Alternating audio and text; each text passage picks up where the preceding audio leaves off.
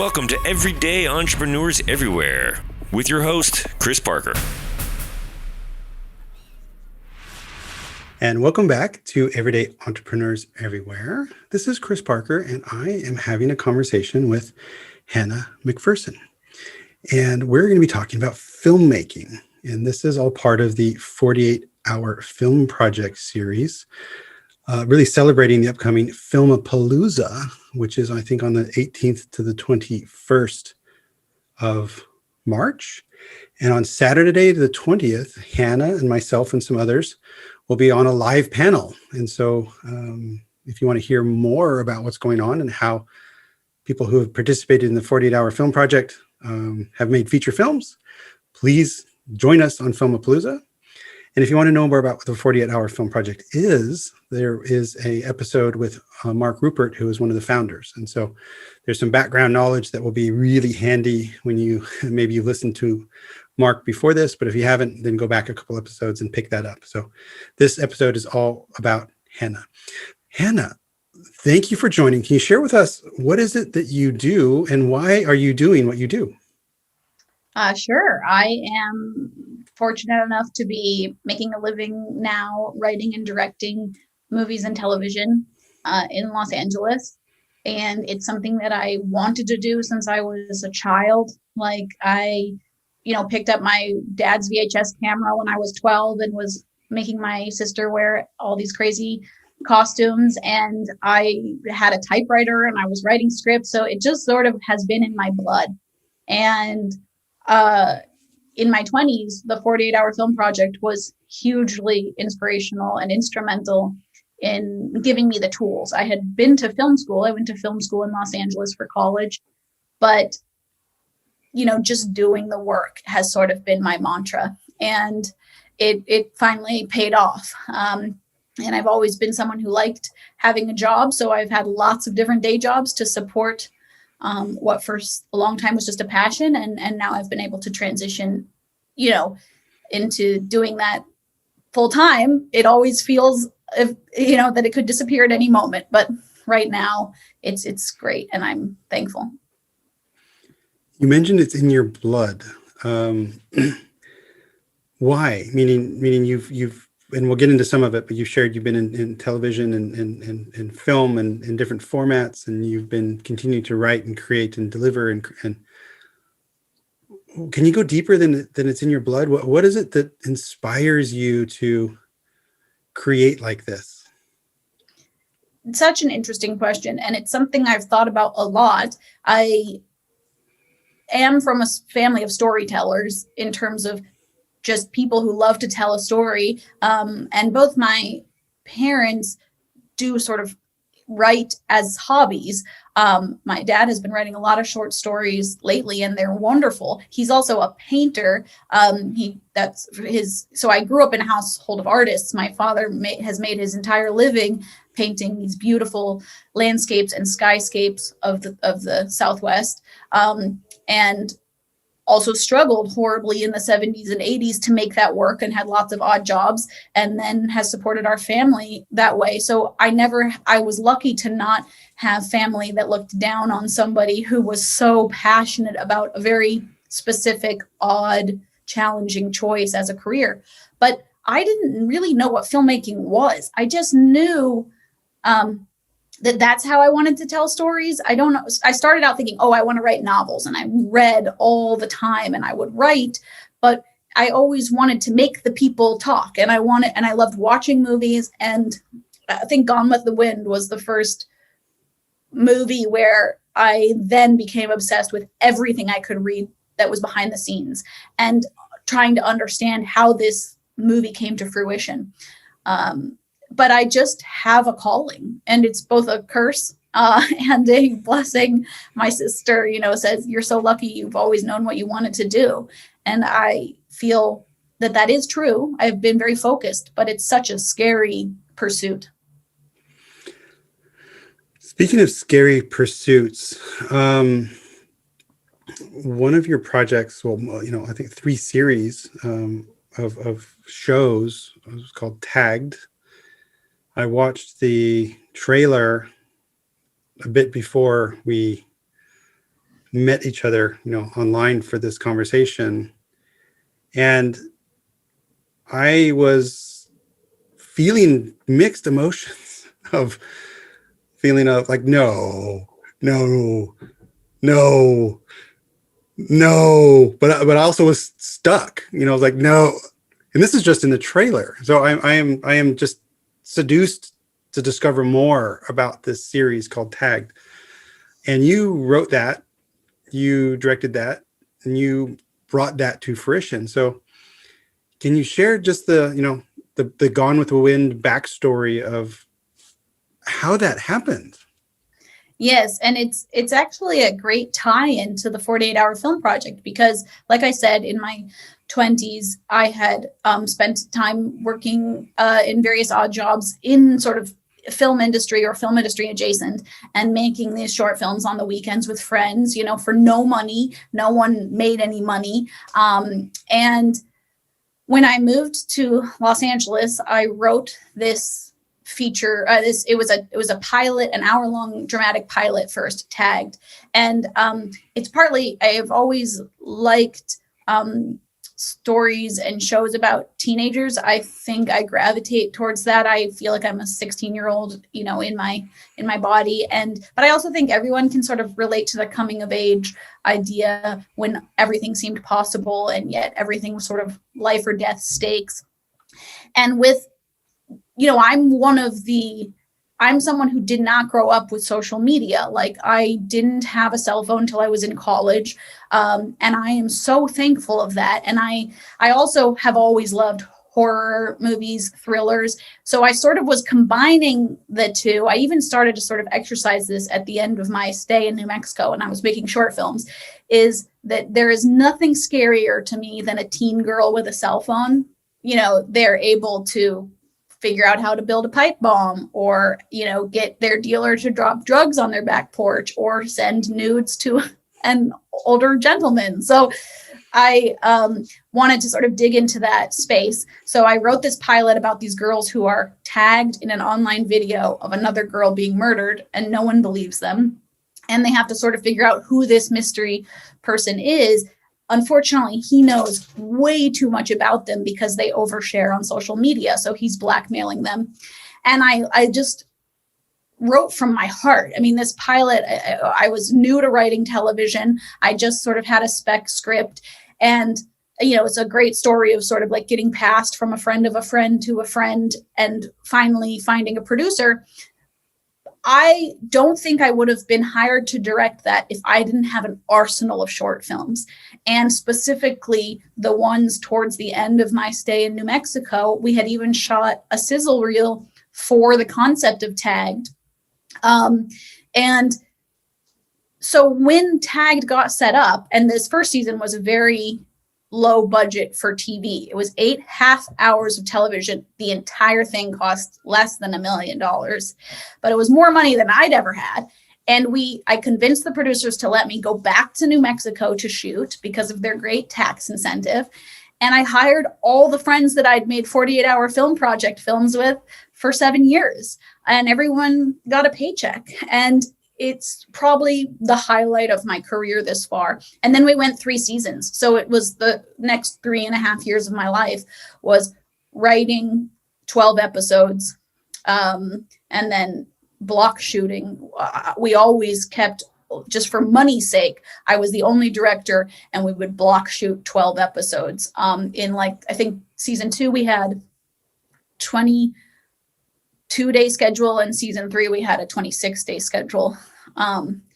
So I would take this cast of 20-year-olds who were playing 16-year-olds we would have the high school for 2 days, and they would shoot every scene that happens in 12 episodes in 2 days at the high school. And these actors, the ability to jump emotionally through the hoops, and the ability for my team. The DP I used on all my 48s is the DP who shot 3 seasons of Tagged. Our ability to work fast and adjust schedule and location is because of the 48-hour film project.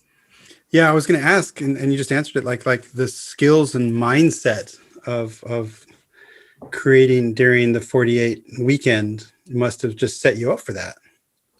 Yeah, I think, the ability to be light on your feet and realize you show up at a location and they no longer, want you there, or they've scheduled something else, and just be really flexible. Like, I've never been too precious about what the day is going to look like, because I know all of filmmaking is chaos.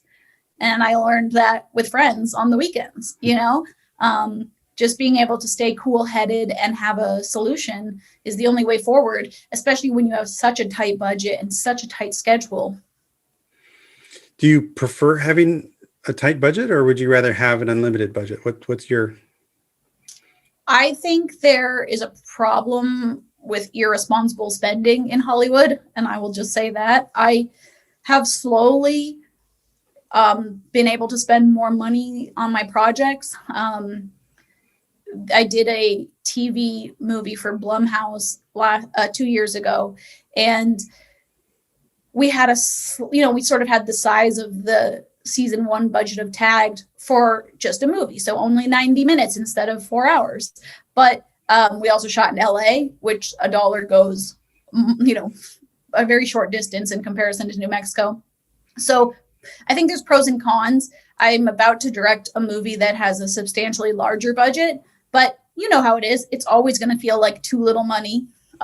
It's also a much more complicated script with some things that are expensive. So I don't desire to go make Marvel movies that break the bank. I mean, my sister is the executive director of a nonprofit food pantry. I can't, in good conscience, spend the type of money that those movies spend. Yeah, I work in various industries, in fashion, which has a very, very slim margin, and then financial services, which has, I think the irresponsible spending is possible when you have such high margins. And the culture is, you can really see the difference in the culture. And with, if you have a foundation in the 48, where it's there, you're doing it for the passion, and you've got to be just extremely lean and lean into the story. No, I love it. Another project you did was, and I'm really curious on why you did this. It was a vertically shot, I think maybe even feature. Yeah. Okay. How and why? Because I know vertical filmmaking was a thing for a very brief moment. Is that the time that you did that, or was it done for another reason? Yeah. It's a interesting. I sort of like to think of it as like an art piece. When I sold Tagged, I got representation. I got great managers and agents, and I was going out and taking a ton of meetings as sort of, this voice of a younger generation and someone who really understood social media. And I met with a company called Indigenous Media, who is very excited about exploring new ways to tell stories, and sort of find ways to inject stories into people's daily lives, make storytelling accessible. And I had been excited about this idea of shooting a movie in real time over 5 days on Snapchat. I probably have some CIA tracking me for how much I watch kids who are under 18 on all, TikTok, Snapchat. But I'm fascinated by their behavior, and Snapchat had just started, and I saw the strangest things on, friends of my cousin Snapchat. I really did see a girl, I think, lose her virginity, or she was lying. I didn't watch it happen. It's just she snapped before and snapped after. And first of all, my head cannot process what it would have been like to be 16 and have these tools at my fingertips. But I love horror movies. I was definitely a 17, 18-year-old who was in the theater when Blair Witch came out, and I didn't know if it was real or fake. I sort of knew it had to be fake, but I wanted to believe that they had found these reels of footage. And I feel that we can no longer have that experience, because found footage, we just know now that found footage is not real.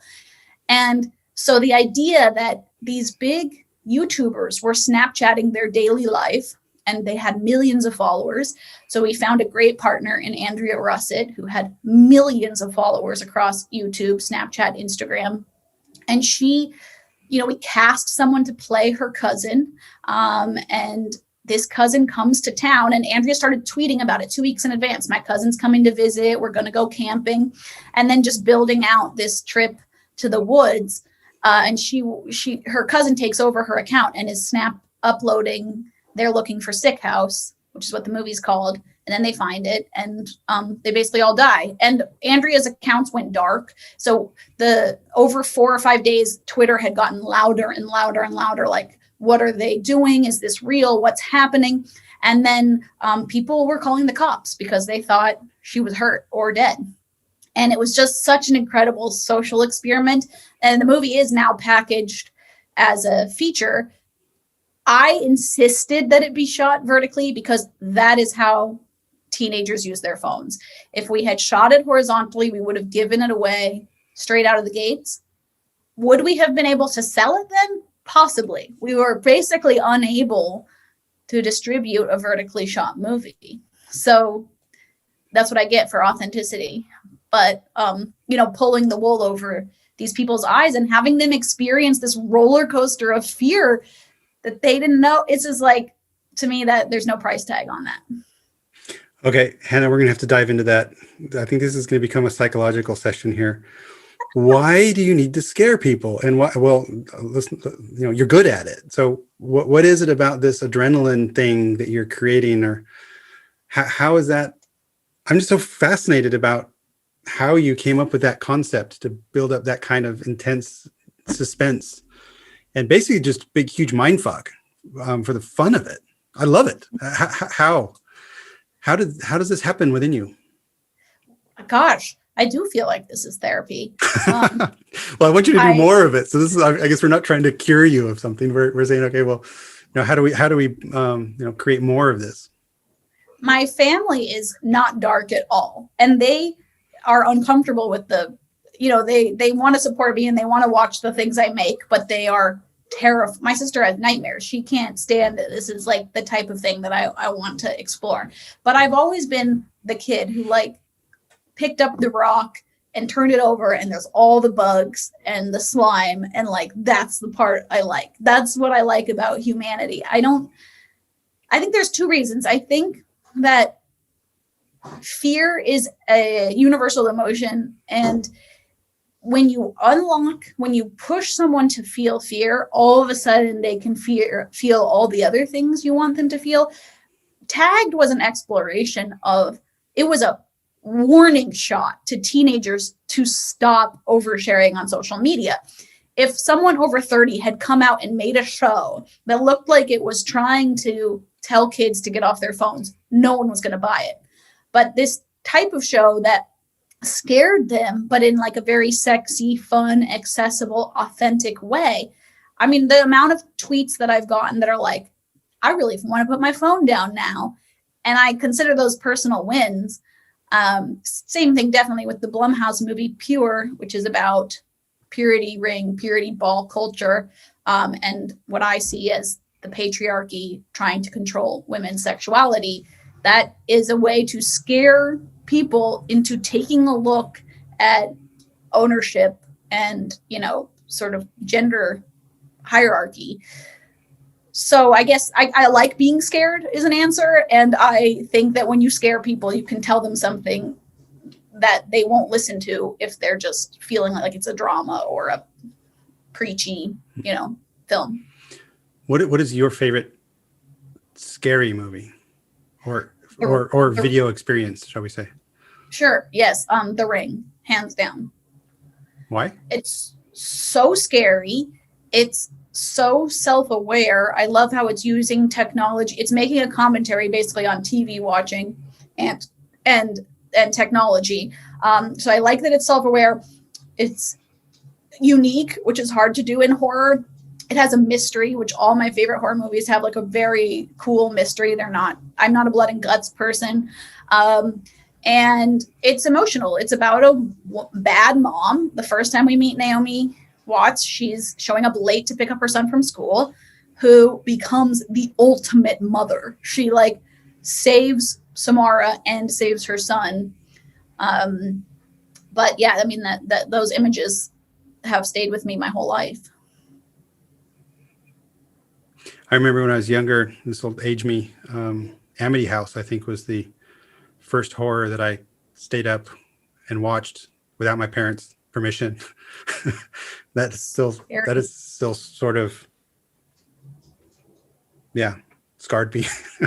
Yeah. In a good way, I think. So, no, but you're right. They change. Those movies change you. Blair Witch changed me.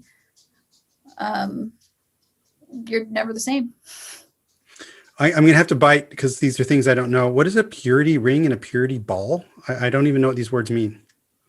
It's in some Christian culture, a daughter might promise to her father that she will remain a virgin until marriage, and she wears a purity ring. And these purity balls are a celebration of that. So a dad and daughter will go to like a dinner and a dance.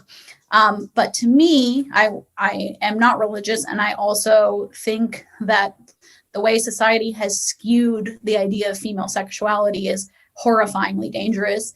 The idea that a man must protect your virginity until he can grant it to a husband who he's basically going to pick for you is already horrifying enough. So that horror movie is about some girls at a purity retreat who are going to pledge their virginity for safekeeping to their fathers because, God forbid they make any decisions on their own. And they sort of bring to life the entity of Lilith, the scorned woman who was sent to hell. And we don't know who to fear, if we should fear her, and the truth is the men are the monsters, right? The men are controlling and calculating, and has an incredible end. Was this Lilith the a Lilith of your creation or a Lilith of mythology, or a combination? Mythology, and it's wild to me how little I knew about her, but she is supposedly the first woman created, Adam and Lilith. But she slept with an archangel. She betrayed her, like loyalty to man. And so she was sent to hell. And then they made Eve from Adam's rib. And we talk about that in the movie, but it's like the woman who had freedom, especially freedom in her own sexuality, was punished in the most horrifying way possible. So she will return. Lilith will exact her revenge. Don't you worry. Yeah, it's interesting how with mythology and the stories that are a bit more timeless, how much wisdom there's actually there that in principle we forget. Yeah. And then where you mentioned that you, I think, lived in Brussels. It was Antwerp, actually. In Antwerp, in Belgium. And for people who would like to get in touch with Hannah, her Instagram handle is Shawarma. And if you have lived in Western Europe, you know what shawarma means. So I instantly clued in on that. So we'll come back to shawarma in a bit. Where was I on living abroad and living in different cultures? For me, has destroyed what I had considered true, because having been, I don't even know, say over 50 countries in my life so far. There are beautiful people and have found beautiful ways of respecting and caring and loving for each other that have different rules. And some of these rules are, well, not caring. And, sometimes, you need to educate and bring it up and move it up. So do you feel your storytelling is sort of breaking some of these preconceived notions, I guess, through fear or through education? Is that sort of part of the mission? yes, I think you sort of have hit the nail on the head, is that, and part of this is like, I know you can absolutely relate to this, is it takes so long to get a project made. And if you're lucky enough to get to go, to sort of create it and then go shoot it and then post and then finding a home for it. To me, if I don't, I've, as much as I love horror, my intention is not just to have a thrill. My intention is to, educate and enlighten. And not everyone will agree with me. I was very nervous about the movie Pure, because I never wanted that movie to be about religion, and I wasn't trying to, hurt or anger Christians, but I did want to talk about the patriarchy, and it was such a great way in. So it is an absolute mandate for me that I find that I know what the movie is about for me and how it's going to resonate to carry me through, 2 to 5 years of my life trying to make this thing work and happen. And otherwise it's not rewarding to me. I mean, Tagged has a very serious storyline of a character who's a cutter. She self-harms, and the personal messages I got about people's lives who said were saved by the show, like that impacted me in a way I never could have foreseen, but I don't ever want to not do that. And same thing with Pure. Lots of women who have survived, and I say survived seriously, the purity culture, said this is what it felt like, and I barely made it out.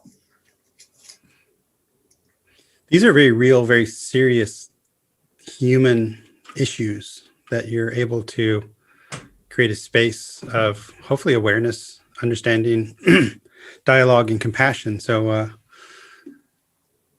I asked you in the very beginning, why do you do this? I think now we're starting to really get to the deep core of it. Wow. Amazing. Yeah, I'm really enjoying that. And where can people watch these? Because I would love to put links to all of these, because there's something on Hulu, I know. Tagged, Tagged you have to rent on Amazon, and Pure is on Hulu, which is probably just domestic. I'm not sure. Yeah, it's US only. Yeah. I do think maybe Pure was part of a Blumhouse series called Into the Dark. They put out a movie every month about the holiday in the month. So I think that they may have had international distribution. I can look into that. But yeah, that's the best place to find those two things.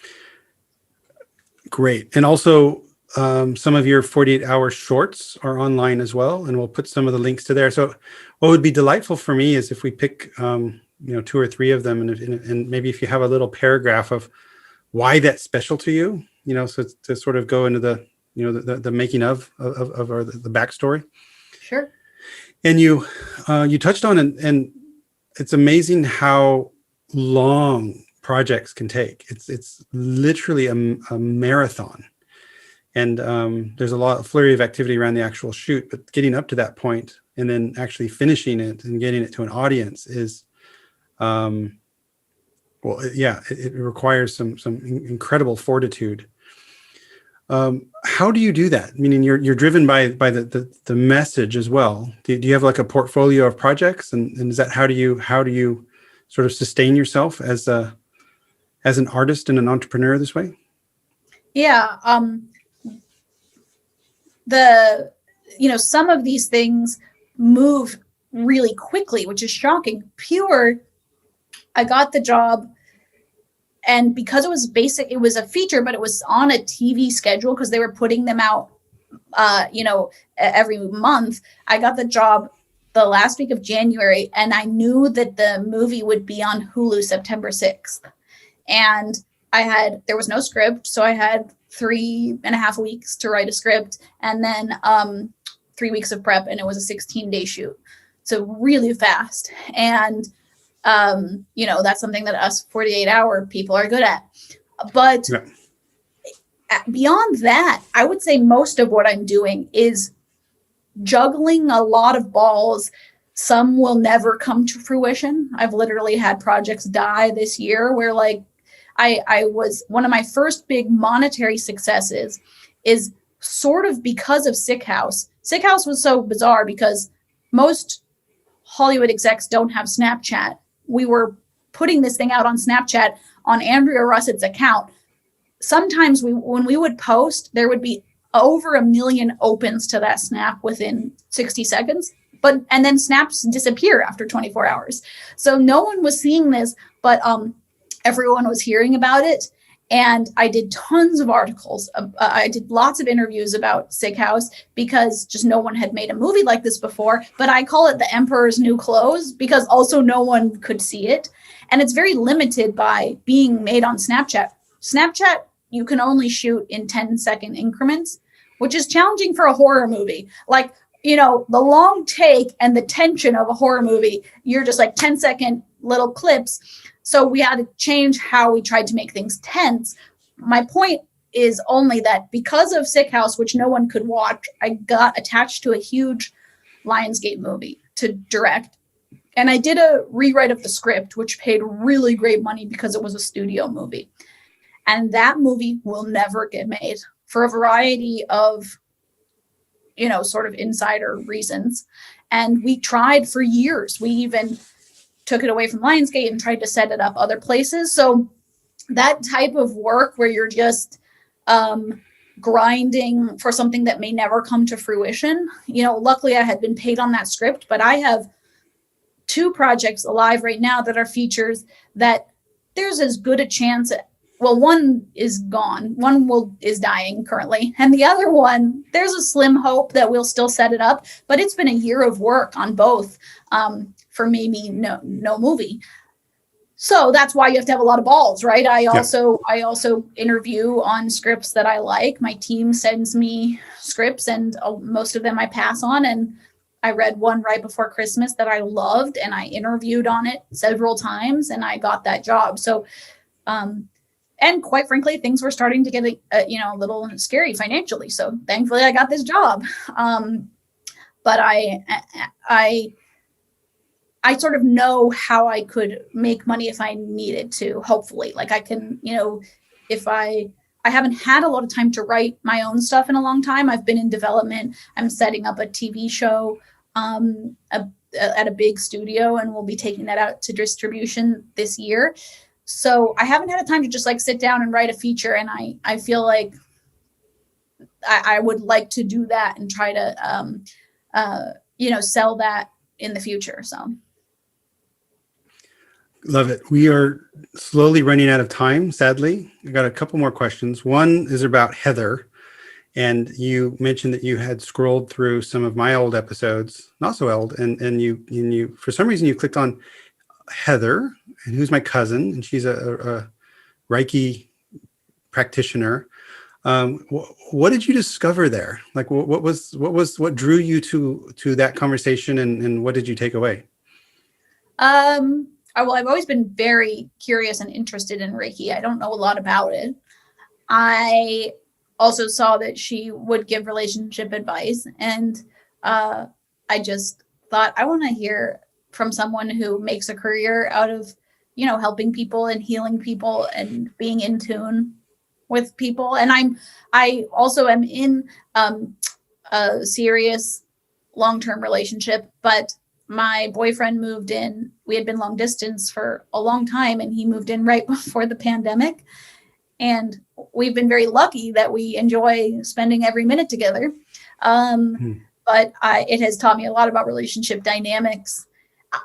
And I think I was just really scrolling through to see the wide variety of people you talk to. And I was very impressed about that. And you know what? You know, when she like held out her hands and she was like, I'm sending everyone who's watching good energy. I felt it. It's amazing how different people connect with different people, I guess, to say that poorly. My joy is really to learn and discover so many different people. And I want to use the word diversity in a way that isn't only gender, but really different perspective, different personality, different education, different fundamental belief. Because for me, there's just beauty everywhere.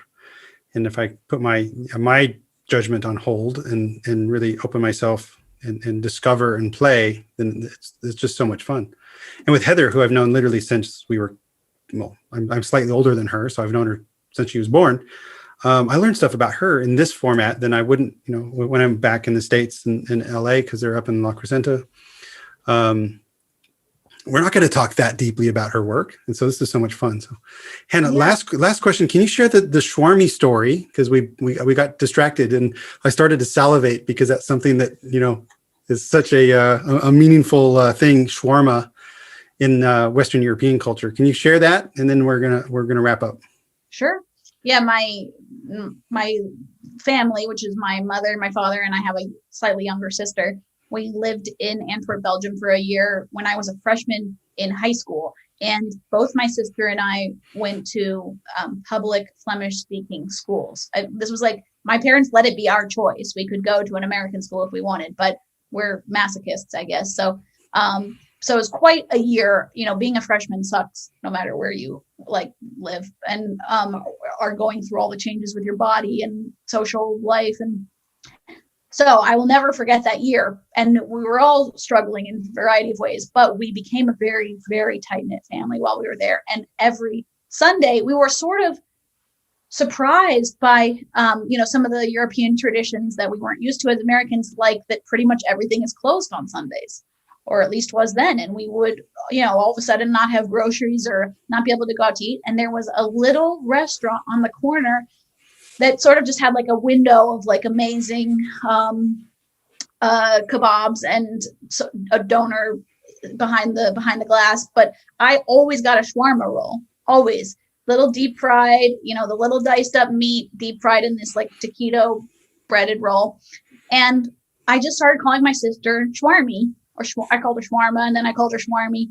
And then when I went back to the States, I called all my friends Shawarmy, and they called me Shawarmy.